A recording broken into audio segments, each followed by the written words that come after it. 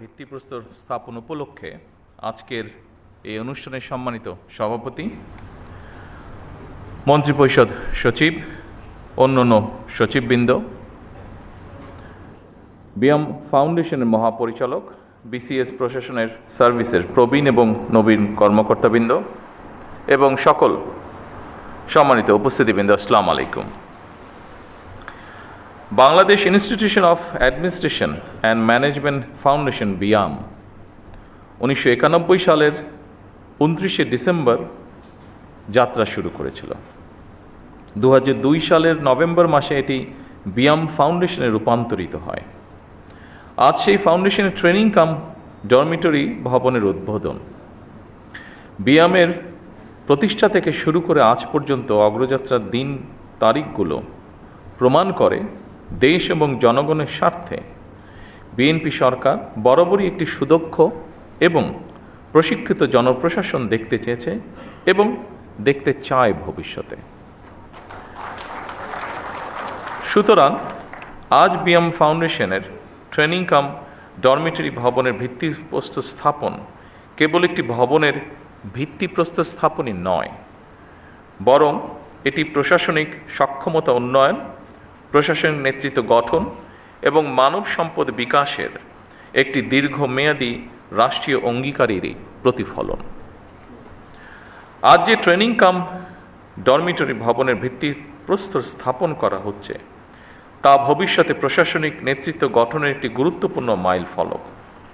এই ভবন শুধু একটি অবকাঠামো নয়, এটি হয়ে উঠুক জ্ঞান চর্চা, নেতৃত্ব বিকাশ এবং অভিজ্ঞতা বিনিময়ের একটি প্রাণবন্ত কেন্দ্র। দক্ষ মানব সম্পদ তৈরি বিয়ামের অন্যতম একটি লক্ষ্য। বিশেষ করে সরকারি কর্মে নিয়োজিত মানব সম্পদকে আধুনিক প্রশিক্ষণের পাশাপাশি প্রযুক্তির সর্বোত্তম ব্যবহারে সক্ষম করে গড়ে তোলা অত্যন্ত জরুরি। তারই ধারাবাহিকতায় বর্তমান সরকার মেধা নির্ভর, আত্মবিশ্বাসী, সৃজনশীল ও দায়িত্ববান মানব সম্পদ গড়ে তুলতে বদ্ধপরিকর। সকল রাষ্ট্রীয় প্রতিষ্ঠানে মেধাভিত্তিক, স্বচ্ছ, দক্ষ ও জনবান্ধব জনপ্রশাসন গড়ে তোলার কোনোই বিকল্প নেই যদি আমরা আমাদের প্রত্যাশিত বাংলাদেশকে গড়ে তুলতে চাই। দীর্ঘ 1.5 দশকেরও বেশি সময় পর দেশের স্বাধীনতা প্রিয় গণতান্ত্রিকামী জনগণ নিজেরা সরাসরি ভোট দিয়ে একটি গণতান্ত্রিক সরকারকে নির্বাচিত করেছে। দীর্ঘদিন ধরে একটি জবাবদিহিমূলক, ন্যায়ভিত্তিক এবং জনকল্যাণমুখী শাসন ব্যবস্থার প্রত্যাশায় থাকা সাধারণ মানুষের আকাঙ্ক্ষার প্রতিফলন হচ্ছে বর্তমান সরকার। 2024 সালের জুলাই আগস্টের গণ অভ্যুত্থানে আবারও স্পষ্ট করে দিয়েছে এই রাষ্ট্রের মালিক এই দেশের জনগণ।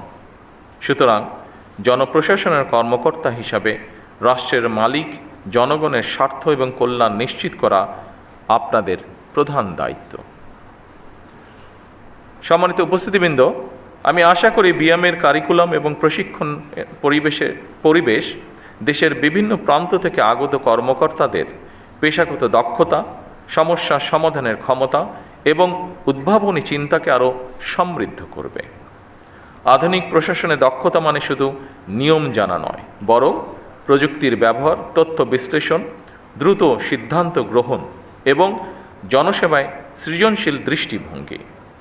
এবং সেই লক্ষ্যেই বর্তমান সরকার প্রশিক্ষণ ব্যবস্থাকে আরও আধুনিক ও ফলাফলমুখী করার উপর গুরুত্ব দিয়েছে। মৌলিক প্রশিক্ষণের পাশাপাশি উন্নত কোর্স, গবেষণা এবং নীতি নির্ধারণমূলক শিক্ষার সুযোগ বৃদ্ধি করার চেষ্টা করা হচ্ছে। ফ্যাসিবাদী শাসনামলে আপনারা যথাযথভাবে সেই দায়িত্ব পালন করতে পেরেছিলেন কিনা কিংবা পালন করতে সক্ষম হয়েছিলেন কিনা, এই মুহূর্তে সেই প্রশ্ন না তুলে আমি আপনাদেরকে এই মুহূর্তে বর্তমান গণতান্ত্রিক সরকারের পক্ষ থেকে একটি বার্তা দিতে চাই, এবং তা হলো দেশ এবং জনগণের কাছে আমাদের যেই প্রতিশ্রুতি দিয়ে এসেছি আমরা, এসব স্রেফ রাজনৈতিক প্রতিশ্রুতি নয়, বরং জনগণের সঙ্গে করা আমাদের চুক্তি। জনগণ আমাদের ইশতেহারের পক্ষে রায় দিয়েছে।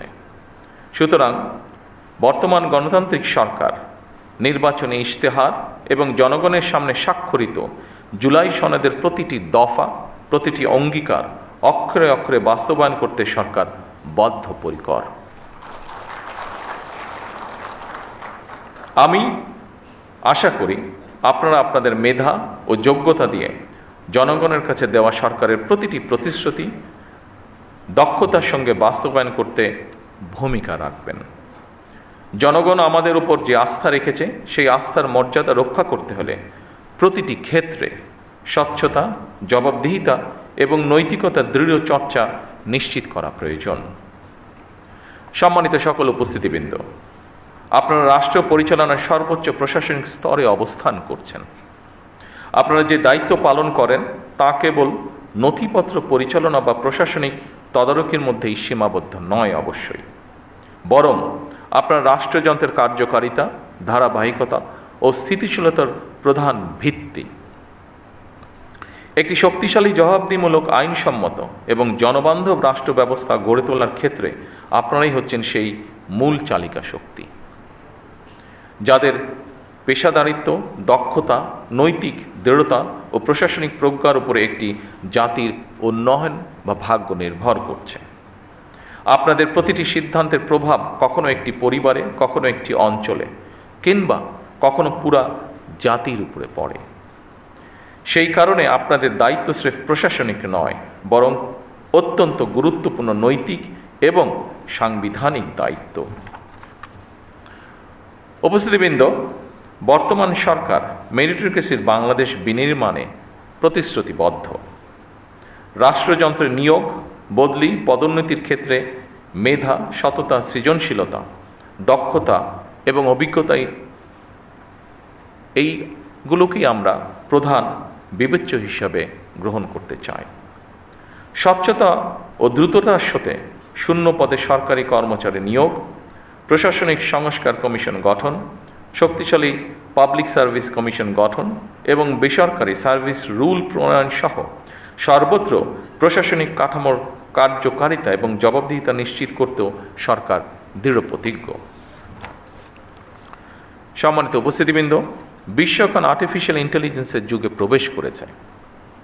সুতরাং বৈশ্বিক প্রতিযোগিতায় টিকে থাকতে হলে জনপ্রশাসনের কর্মকর্তাদেরকেও সময়ের সঙ্গে মোকাবেলায় নিজেদেরকে প্রস্তুত রাখা অত্যন্ত প্রয়োজন। চতুর্থ শিল্প বিপ্লবের এই যুগে কৃত্রিম বুদ্ধিমত্তা, অটোমেশন এবং ডিজিটাল প্রযুক্তির ব্যবহার আমাদের প্রশাসনকে আরও দক্ষ, স্বচ্ছ এবং জবাবদিহিমূলক করে তুলবে। আমাদের লক্ষ্য ভবিষ্যতে সকল সরকারি সেবা তথ্য প্রযুক্তির মাধ্যমে নাগরিকদের দোরগোড়ায় পৌঁছে দেওয়া। এক্ষেত্রে দক্ষ মানব সম্পদ তৈরিতে বিএমের কার্যক্রমকে আরও শক্তিশালী করতে সরকার বিএমকে আরও যে কোনো প্রয়োজনীয় সহায়তা প্রদানে প্রস্তুত। প্রতিযোগিতামূলক বিশ্ব ব্যবস্থায় ব্যবসা বাণিজ্যের প্রসার এবং সহজীকরণে single window clearance, one stop service প্রতিষ্ঠা এবং সম্পূর্ণ ডিজিটাল কর্মপ্রবাহ তৈরি করে আধুনিক বিশ্বের উপযোগী করে সরকারি সম্পাদন ব্যবস্থাকে ঢেলে সাজানো প্রয়োজন। আমাদের উন্নয়ন দৃষ্টিভঙ্গি হতে হবে অন্তর্ভুক্তিমূলক, টেকসই এবং মানবিক। আমরা একটি বাংলাদেশ গড়তে চাই যেখানে উন্নয়নের সফল সমাজের প্রতিটি স্তরে ধীরে ধীরে পৌঁছবে। বৈষম্য কমে আসবে, এক পর্যায়ে ইনশাল্লাহ থাকবে না। নারী এবং যুব সমাজ উন্নয়নের মূল চালিকা শক্তি হিসাবে প্রতিষ্ঠিত হবে এবং অবশ্যই পরিবেশ সংরক্ষণ ও জলবায়ু সহনশীলতা আমাদের প্রতিটি নীতির অংশ হবে।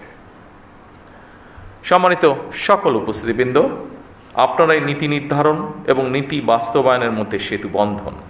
আপনাদের সততা, কর্মদক্ষতা এবং দায়বদ্ধতাই সরকারের সাফল্যের অন্যতম ভিত্তি। আপনাদের প্রতি আমার আহ্বান, নিজেদেরকে শুধু প্রশাসনিক কর্মকর্তা হিসেবে নয়, বরং জনগণের সেবক এবং বন্ধু হিসাবে ভাবুন। সম্মানিত উপস্থিতিবৃন্দ, আমার বক্তব্যে ধৈর্য ধরে শোনার জন্য আপনাদের সকলকে ধন্যবাদ জানাচ্ছি। আল্লাহ হাফেজ। বাংলাদেশ জিন্দাবাদ। মাননীয় প্রধানমন্ত্রীর আর দিক নির্দেশনামূলক ভাষণের জন্য আন্তরিক কৃতজ্ঞতা